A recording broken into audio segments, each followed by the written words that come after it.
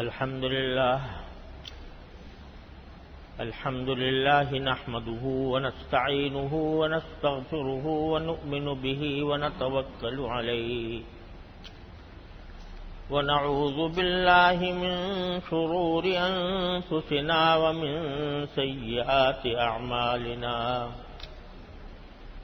من يهده الله فلا مضل له ومن يضلل فلا هادي له وأشهد أن لا إله إلا الله وحده لا شريك له وأشهد أن سيدنا ومولانا محمدا عبده ورسوله صلى الله تعالى عليه وعلى آله وأصحابه وبارك وسلم تسليما كثيرا أما بعد فأعوذ بالله من الشيطان الرجيم بسم الله الرحمن الرحيم ما يلفظ من قول إلا لديه رقيب عتيد آمنت بالله صدق الله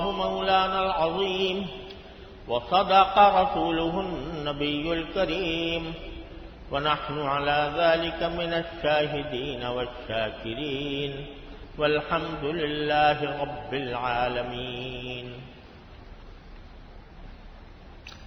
بزرگان محترم اور برادران عزیز، السلام علیکم ورحمۃ اللہ تعالی وبرکاتہ. ابھی جو آیت میں نے تلاوت کی ہے یہ سورہ قاف کی آیت ہے. اس میں باری تعالی نے ہم سب کو متنبہ فرمایا ہے اور فرمایا ہے کہ ما یلفظ من قول الا لدیہ رقیب عتید. انسان جو بات بھی زبان سے نکالتا ہے تو اللہ تبارک و تعالی کی طرف سے اس کا ایک نگراں تیار رہتا ہے. کیا معنی کہ جو بات بھی انسان کی زبان سے نکل رہی ہے وہ اس کے نامہ اعمال میں لکھی جا رہی ہے. اور الفاظ یہ ہیں کہ ما یلفظ من قول، کوئی بات چھوٹی ہو یا بڑی ہو، ایک ایک لفظ جو منہ سے نکل رہا ہے وہ اللہ تبارک و تعالیٰ کی طرف سے ریکارڈ ہو. پہلے زمانے میں تو ریکارڈ کا تصور نہیں تھا، لیکن آج تو آپ دیکھتے ہیں کہ انسان کی تمام باتیں ریکارڈ ہو جاتی ہیں. تو اللہ جل جلالہ کی بارگاہ میں جو لفظ بھی نکلے گا ہمارے منہ سے وہ ریکارڈ ہوگا. اور مطلب اس کا یہ ہے کہ جس طرح انسان کو اپنے اعمال کا جواب دینا ہے اللہ تبارک و تعالیٰ کی بارگاہ میں، اسی طرح اپنی زبان سے نکلے ہوئے ہر لفظ کا بھی جواب دینا ہے کہ یہ لفظ تم نے صحیح کہا تھا یا غلط کہا تھا، اور اس سے کسی کو فائدہ پہنچا تھا یا نقصان پہنچا تھا، اس کا حساب ہوگا. اللہ تبارک و تعالیٰ نے ہمیں آپ کو زبان ایک ایسی نعمت عطا فرمائی ہے، ایسی نعمت ہے کہ ہمیں اس کے فائدوں کا احساس نہیں ہوتا. یہ زبان کے ذریعے ہمارے دل میں جو خیال آتا ہے، جو بات ہم دوسرے تک پہنچانا چاہتے ہیں، بغیر کسی وقفے کے وہ دوسرے تک پہنچا دیتے ہیں.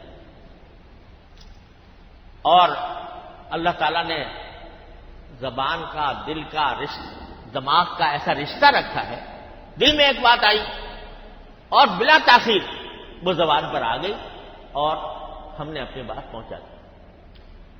یہ نعمت جن لوگوں کو میسر نہیں، گونگے ہیں یا میسر تھی مگر کسی بیماری کی وجہ سے وہ قوت گویائی سے محروم ہو گئے، بولنے کی طاقت سے محروم ہو گئے، ان کی آپ بےتابی کا، ان کے صدمے کا، ان کی تکلیف کا اندازہ نہیں کر سکتے۔ میں نے خود ایسے لوگ دیکھے ہیں کہ جن کے آواز، زبان کی آواز وہ اس طرح بند ہو گئی کہ جب تک وہ کوئی آلہ یہاں پر لگا کر نہ رکھے زبان سے کوئی بات نہیں کرے۔ اب ایک آدمی ایک بات کہنا چاہتا ہے دوسرے سے، اپنے دل کی بات کہنا چاہتا ہے، مگر کہہ نہیں سکتا، پہلے وہ آلہ ڈھونڈے گا، یہاں لگائے گا، پھر بات کرے گا۔ اللہ جل جلالہ نے یہ آٹومیٹک نظام، خودکار نظام ایسا عطا فرما دیا ہے کہ اس سے ہم اپنے دل کی جو بات کہنا چاہیں کہہ سکتے ہیں۔ قوت گویائی اللہ تبارک و تعالی نے عطا فرما دی اس زبان کے ذریعے۔ اس کی نعمت کا احساس نہیں ہوتا اور ہم اس زبان کو بے محابہ دیکھے بغیر کہ بات صحیح نکل رہی ہے یا غلط نکل رہی ہے اس کو استعمال کرتے چلے جاتے ہیں۔ اور یہی وجہ ہے کہ ایک حدیث میں رسول کریم صلی اللہ علیہ وسلم نے ارشاد فرمایا کہ انسانوں کو اوندھے منہ جہنم میں ڈالنے والی کوئی چیز اتنی خطرناک نہیں ہے جتنی اس کی زبان۔ نہیں، زبان کے اتنے گناہ ہیں کہ انسان اگر اور بھی سب باتیں ٹھیک ہوں اس کی، لیکن زبان خراب ہو اور زبان سے وہ غلط باتیں نکال رہا ہو یا جھوٹ بول رہا ہے یا غیبت کر رہا ہے یا کسی پر الزام لگا رہا ہے یا بے تحقیق افواہیں پھیلا رہا ہے تو اس کی زبان کا نکلا ہوا ایک ایک لفظ گناہ ہے۔ تو انسان کو فرمایا کہ جہنم میں اوندھے منہ ڈالنے والی کوئی چیز اتنی خطرناک نہیں ہے جتنی اس کی زبان۔ اور اس زبان کے بہت سارے گناہ ہیں۔ اس زبان کے ایسے گناہ ہیں کہ ہم لوگ ان کا خیال نہیں کرتے۔ نماز روزے کے پابند ہیں، جماعت میں آ کر نماز پڑھتے ہیں، صف اول کے لوگ ہیں، لیکن زبان قابو میں نہیں اور اس سے گناہوں کا ارتکاب ہوا۔ اور خاص طور سے آج ہمارے زمانے میں یہ جس طرح کی سیاست چل گئی ہے، ایک دوسرے پر گالی گلوچ، ایک دوسرے کے اوپر الزامات، بلا تحقیق الزامات، اور برے برے الفاظ سے کسی کو یاد کرنا، کسی کا ایسا نام رکھ دینا، برا نام رکھ دینا، یہ سب زبان کے گناہ ہیں اور معاشرہ ان کی لپیٹ میں آ چکا ہے۔ اللہ بچائے، احساس ہی نہیں ہوتا کہ ہم کیا بات زبان سے کہہ رہے ہیں۔ دیکھو، ایک تو زبان کا وہ گناہ ہے جو ہر انسان جانتا ہے، جھوٹ ہے۔ مثلا کوئی انسان بھی جھوٹ کو پسند نہیں کرتا، کوئی مذہب ہو، کوئی دین ہو، یہاں تک کہ دہریہ ہو، ملحد ہو، وہ بھی جھوٹ کو اچھا نہیں سمجھتا۔ تو جھوٹ کو ہر مسلمان الحمدللہ جانتا ہے، لیکن کچھ خفیہ قسم کے جھوٹ ایسے ہوتے ہیں کہ جن کا انسان کو احساس نہیں ہوتا کہ میں جھوٹ بول رہا ہوں۔ جان بوجھ کر جھوٹ تو کوئی ایسے ہی بے حیا بولتا ہوگا، لیکن ایسے جھوٹ کہ جس کو شریعت نے ناجائز قرار دیا ہے، جھوٹ کے حکم میں قرار دیا، وہ کیا ہے؟ ایک حدیث میں رسول کریم سرور دو عالم صلی اللہ علیہ وسلم نے ارشاد فرمایا کہ کفا بالمرء کذبا ان یحدث بکل ما سمع۔ انسان کے جھوٹا ہونے کے لیے یہ بات کافی ہے کہ وہ جو بات بھی سنے تحقیق کے بغیر اس کو آگے بیان کرے۔ ایک بات سنی کہ فلاں واقعہ ہو گیا ہے، تحقیق کی نہیں کہ وہ باقی ہوا ہے یا نہیں، سچ ہے یا جھوٹ ہے، اور آپ نے آگے چلتا کر دیا دوسرے کے سامنے کہ جی فلاں جگہ یہ واقع بیٹھا۔ تو رسول کریم صلی اللہ علیہ وسلم فرماتے ہیں کہ اگرچہ تم نے جھوٹ کا ارادہ نہیں کیا تھا، کسی اور سے ایک بات سنی اور تم نے آگے چلتی کر دی، تو اس کا یہ بھی ایک جھوٹ ہے، یعنی یہ بھی ایک جھوٹا ہونے کے لیے، انسان کے جھوٹا ہونے کے لیے کافی ہے، کیونکہ تمہارا فرض ہے کہ دوسرے تک بات کو پہنچانے سے پہلے تحقیق کرو کہ واقعی یہ بات صحیح ہے یا غلط ہے۔ اب لوگوں میں اس طرح کی باتیں پھیلی ہوئی ہوتی ہیں کہ فلاں شخص نے اتنے اربوں روپیہ لوٹ لیا، مشہور ہو گئے لوگوں میں بات۔ تحقیق کی کوئی دلیل ہے؟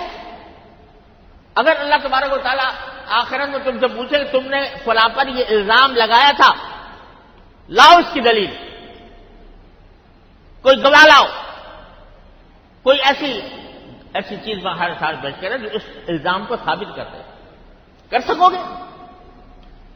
تو اللہ نبی کریم صلی اللہ علیہ وسلم فرماتے ہیں کہ یہ بات کہ جو بات سنی اس کو آگے چلتا کر دیا، یہ بھی جھوٹ کی ایک قسم ہے، اور انسان کے جھوٹا ہونے کے لیے یہ بات کافی ہے۔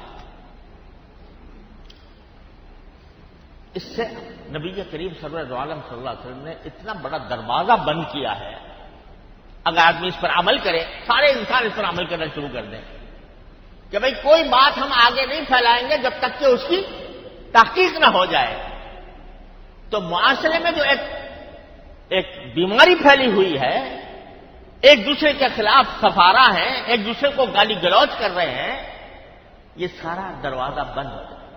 یہ افواہیں پھیلانا، یہ افواہیں جو پھیلائی جاتی ہیں اسی طرح ہوتی ہیں، اصل بنیاد کچھ بھی نہیں ہوتی، اور پر کا کبوا بنا لیا جاتا ہے، اور ہر ایک آدمی کہتا ہے جی یہ ایسا ہو گیا، فلاں ہو گیا، وہ تو فلاں نے تو یہ کام کر لیا۔ باقاعدہ لوگوں کے پاس اعداد و شمار اپنے بیان کرتے ہیں کہ فلاں نے اتنے کروڑ کھا لیا، فلاں نے اتنا ارب کھا لیا۔ بھائی تمہارے پاس اگر دلیل ہو تو بے شک کہو، وہ بھی کہنا بلا وجہ کہنا جائز بھی نہیں ہے، غیبت ہے وہ بھی، لیکن اگر کہیں ضرورت پیش آئے ملک کی، ملت کی فلاح و بہبود کے لیے، تو اس حد تک بھائی گنجائش ہے جس کی تمہیں پوری تحقیق ہو تو بیان کر۔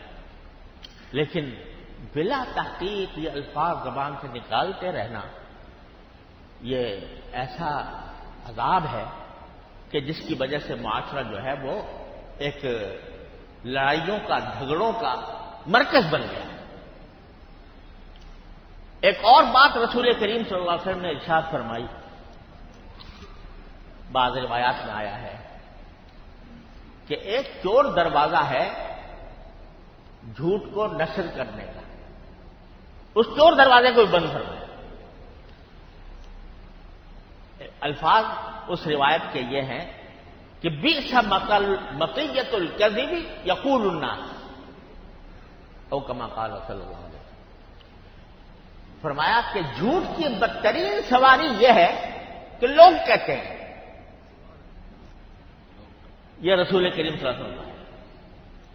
اب یہ ہوتا ہے کہ اگر میں اپنی طرف سے کہوں تو میرے پاس تو تحقیق ہے نہیں، دلیل نہیں ہے، لیکن دل چاہتا ہے کہ اس بات کو پھیلاؤں، تو بھائی لوگ کہتے ہیں کہ ایسا ہو رہا ہے، لوگ کہتے ہیں کہ یہ ہو رہا ہے، لوگ کہتے ہیں یہ ہونے والا ہے، لوگ یہ کہہ رہے ہیں، تو اپنی ذمہ داری لوگوں پر ڈال کر جو مقصد ہے کہ ایک بات کو میں پھیلانا چاہتا ہوں لوگوں کے اندر، تو خود اپنی ذمہ داری سے عہدہ برا ہونے کے لیے یہ نہیں کہتا میں کہہ رہا ہوں، کہتا لوگ کہتے ہیں۔ تو اس حدیث کی اس روایت میں فرمایا گیا کہ یہ جھوٹ کی بدترین سواری ہے۔